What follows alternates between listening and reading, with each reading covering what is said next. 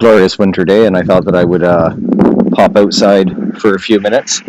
Cold day, but a glorious, bright winter day. I want to talk a little bit about that gospel reading today, because these stories of healing like this and exorcism, and those are the sorts of readings that these days a lot of folks would just sort of skip over, gloss over, because it's not the way that we think about the world in this era. We don't think of people with, possessed by demons and, people with any kind of disturbances going on inside.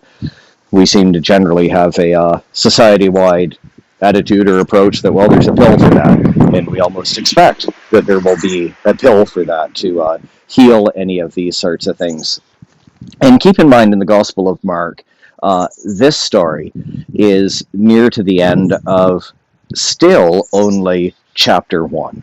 So a lot has gone on in chapter 1. Jesus has been born. There's been the story of John the Baptist. Jesus has gotten baptized. He was driven out into the wilderness. He's come back. John gets arrested. Jesus is by now called Simon, Andrew, James, and John. So he's got his first 4 disciples. And then he goes to the synagogue, and there's this experience.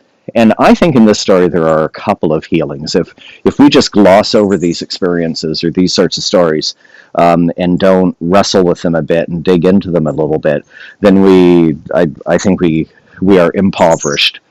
There's a lot in this story. And I think in this text there are 2 healings, in fact. I think there's some kind of a healing that happens with this individual, with the unclean spirit. But I think there's a broader healing, which is about the healing of the community. Do you notice in this story, it's the unclean spirit that is driven out. It's not the man who is driven out. And at the start, though, when this fellow is addressing Jesus, have you come to destroy us? And then he switches to the singular, I know who you are. And when Jesus liberates this man from this unclean spirit and liberates the community from this unclean spirit, it's the unclean spirit that is driven out. It's not the man who is driven out. And so that raises for me the question of, what is this unclean spirit? And where was it residing, actually? In whom was this unclean spirit residing, in fact? And there's another interesting little element in this story, that notion where Jesus taught with powerful authority. I think the Greek word is exousia, and so it's an interesting word because it has different connotations than just the English word authority. And I think that's why the translation is like powerful authority. He teaches with authority.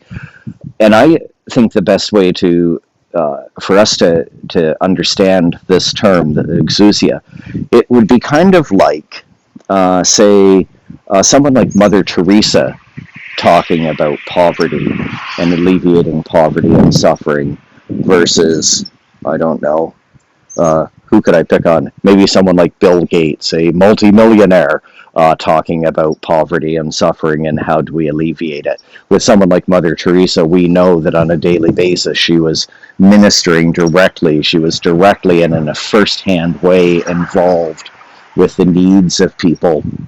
And her whole life she gave over to God to be a vessel for healing and hope and light. And so there was, with someone like Mother Teresa, if someone like when she was alive, when someone like her would speak, that comes with a different authority, a genuineness, authenticity. I think these days the phrase is, she walked the walk and talked the talk. And so I think that's a way for us to understand this idea of he taught with authority, not like the scribes. Which kind of adds a whole other element, right, to the voice of the unclean spirit. Have you come to destroy us? That same question could have come from the mouths of the Pharisees or the Sadducees, right, toward Jesus. Have you come to destroy us? And of course, Jesus has come to liberate and to free. He hasn't come to destroy. And he doesn't drive this man out. He doesn't destroy the man. It's the unclean spirit that is driven out. And so then for us, on a day-to-day basis in 2021, what's in this text for us? I think there's a couple of things. It raises for me the question of, are there, or what are, the unclean spirits maybe in our community, our church, maybe within each of us?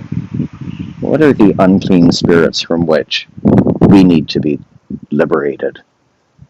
Maybe they are beliefs about our own inadequacy and insufficiency.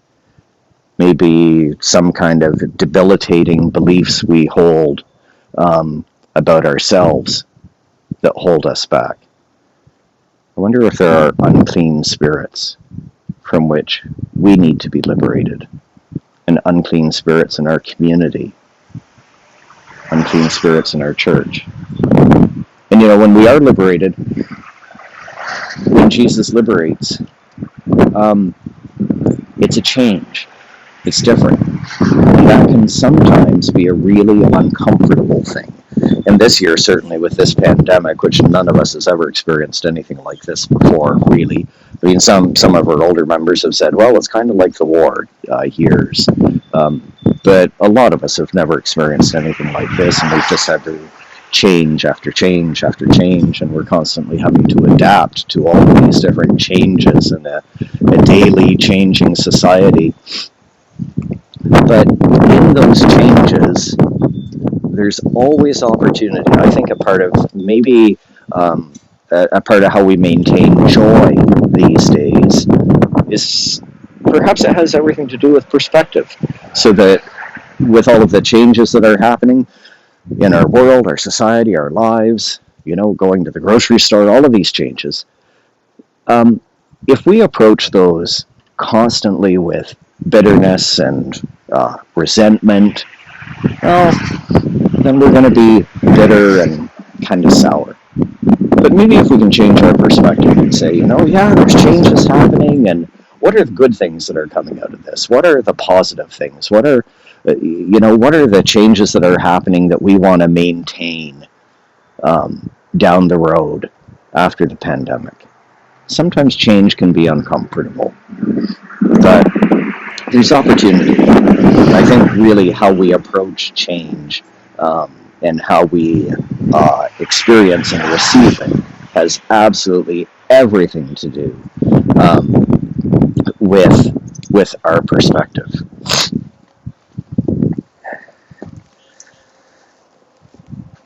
The other thing that I want to comment on a little bit is this idea of genuineness and authenticity that Jesus taught with that authority.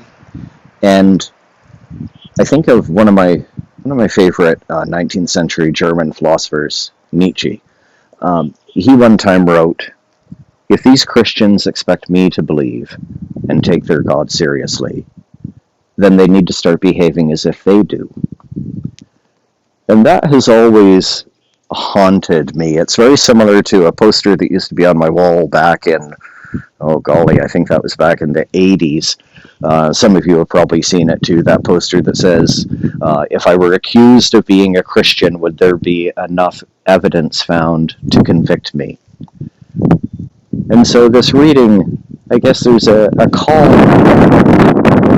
maybe we could say a little bit of a challenge in it, but a call and a challenge that I believe inspires us and motivates us to ever greater authenticity and genuineness, that we constantly review ourselves, our behaviors, our attitudes, our beliefs, our treatment of others, our treatment of the planet, constantly hold those up against this yardstick of Jesus' example. And how are we doing? Am I behaving in the world and living in the world as if I take Jesus seriously, God seriously, as if I actually believe in their way, actually believe that Jesus' way is a better way out of all the available options of how we can navigate through this life? Do I believe that Jesus' way is a better way? And I think when I look at the course of world history over the last couple of thousand years, when I look at the difference that Christianity has made in human history, human lives, civilizations, there's plenty of evidence to show that Jesus' way is a better way.